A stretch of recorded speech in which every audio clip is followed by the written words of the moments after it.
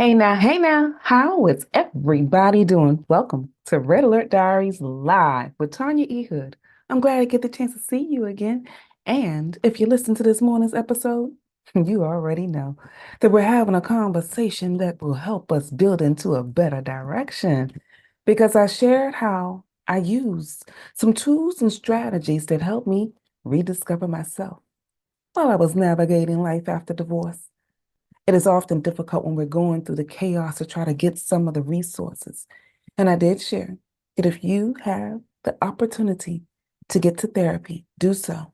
But for those of you that don't have the opportunity, because when I walked through my journey, I didn't have that as an initial element to support me.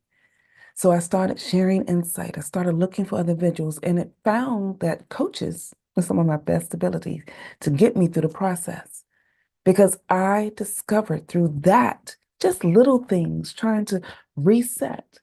I shared this morning that I did an autopsy in the aftermath of my divorce. And if you have gone through any, it does not matter if it's a divorce, whatever traumatic experience that you may walk through, what you're grieving through, what your heart is longing to get through, do an autopsy. Go back and figure out what it is. When I started, I did a year by year analysis. Start back as far as you can remember.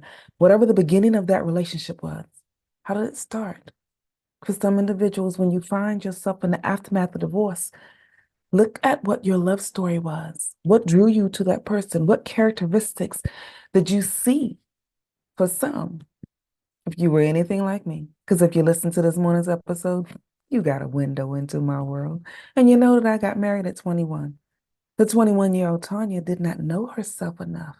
I was still trying to figure some things out along the way, discover me in the process, only to start morphing in and out as I was navigating my marriage because I married another 21-year-old. So both of us were in an environment where we were living this thing called marriage, but we were doing it based off of what we heard others. Whatever the world had decided marriage should be, we sort of picked up some of those things, and whatever the chatter was that the people around us were trying to give us, we picked those up as well. And in the middle of all of that, trying to raise a son, we had not yet taken the time to discover ourselves. What happens often in a marriage that ends up in a demise is that you don't know or recognize that there's got to be some growth. Nobody ever stays the same as they were. There has to be growth because anything living must grow. And also, anything that's living that does not grow will eventually die on the vine. There has to be growth in living elements. So, as I got to know me a little bit better, and as he got to know himself a little bit better, I shared this morning that if you meet yourself in some elements where you're trying to rediscover, you may find that the person that you're married to, you don't really want to be married to them because they're not matching who you are discovering yourself to be. Or you'll find that you want them, but you want them to grow and you're pushing them to grow. Some of us are so giving, so helpful. It is a part of our core being. And you don't often recognize that as a strength because if you're naturally supportive, you're just doing what you do. And when you find yourself in a place where you can't get others, you start accommodating bad behavior. That's what I did. And when I decided I was no longer going to accommodate bad behavior, I was going to use that as a means of trying to encourage, trying to support new growth, new development, new elements. It didn't work well for me. He didn't like being pushed. Then I reverted back to some past elements that I learned growing up because the environment that you were raised in at some point will show up. And if there were cracks in your foundation, holes in your foundation, pieces in your foundation that did not give you the tools to support you in your new journey, it's going to clash. So, if you listened to this morning or any past episodes I've shared before, I was raised in a high volume household. And I brought my high volume with me when I did not get my way. He wasn't in an environment where the yelling was something that he really wanted to deal with. So my yelling was a piece of what I did that caused a part of the demise. I'm certain. So I had to rediscover how. How do I start changing some of the pieces about what took place in my past? Because when he started trying to fight back emotionally, the emotional chaos that we threw at each other, whoa, it was a trigger. It was a trigger for past elements that he was never even around. It was a trigger for parts of my self-esteem that got barreled through. Some of us are walking around wounded, self-esteem crushed. And we find people that will cause us emotional abuse until we choose to know who we are at the core of our being. I had to rediscover Tanya. Who was I before the world told me I was not? Who were you before the world start telling you you weren't good enough? Before the world start telling you you had to do all of these things just to be loved? When we arrive on this planet, we arrive with people wanting to love us. That foundation is supposed to always be your foundation in this thing called life, but it's not our reality. So you're going to have to find out who you are. And when you discover who you are, which is one of the first few steps that I had to walk through, discovering my inner strength, discovering my inner value, rediscovering the parts of me that I appreciate if nobody else does.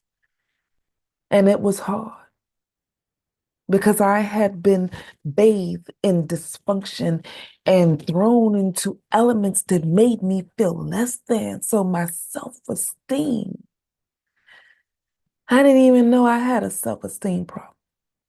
Because you see, I was raised to show up strong, show up powerful. When I walk into the public eye, be clear about knowing I was good and I was supposed to be there. So from a public perspective, I learned how to put on my mask, knees knocking, teeth chattering. I put it on. But I found out later when I got home and in my personal world, took my mask off, tried to be vulnerable, I was made to feel less than. That courage didn't transpire. And so I struggled. So I found myself acquiescing in an environment and put myself in places where my past life that tried to make me feel less than. If you find yourself in traumatic situations, you often gravitate toward finding the trauma that you're used to. And some people ended up in relationships that mirror the trauma that they were used to because it was familiar. Growing up, we find ourselves in a lot of unknowns. And in those unknown places, we go back to find some peace that's familiar, even if it's chaotic. And then we get mad because we are in those traumatic situations and find ourselves later having to navigate life after divorce, rediscovering ourselves, picking up new places, digging deep where we go back to who we were supposed to be. That is where we'll be able to move through life again. Well, how do we do that? So I shared this morning in this episode about something that I had to do, a task that I learned, and an element that I teach, share, and show. Because it was in recognizing who Tanya was that gave me the strength to function both personally and professionally. I no longer had to just put on the mask. I just showed up as me. I no longer had to try to figure out how to navigate both hurdles. I decided to stand in my truth, to sit in my strength, and let that be on display. And when I did that, my self-esteem was built up. The joys of who I am was encouraged. And y'all know what happened next? People that I wanted in my world started showing up. The life that I desired started manifesting. What I wanted all the time, to feel loved, to feel appreciated, to feel like I could be me in whatever environment I was in. Because if you heard me at all, you heard I Simplify things. There are only two environments we find ourselves in: when things are going well or when we're in chaos. And I no longer wanted to be in the chaotic situation, but if I found myself there, I wanted to be able to get out of it quickly.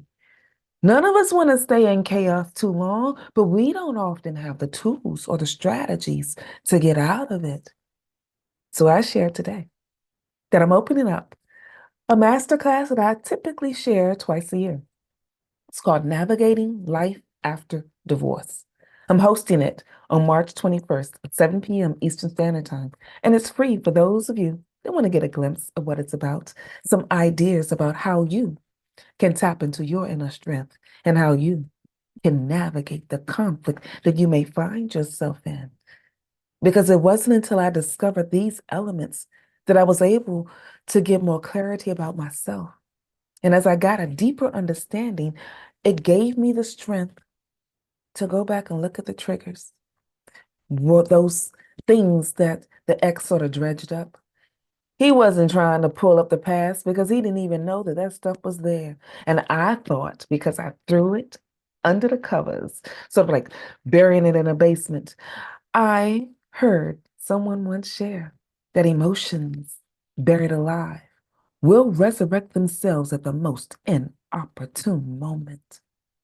I buried those emotions alive and the chaos from my ex and the drama from the world around us while we were trying to do this thing called marriage.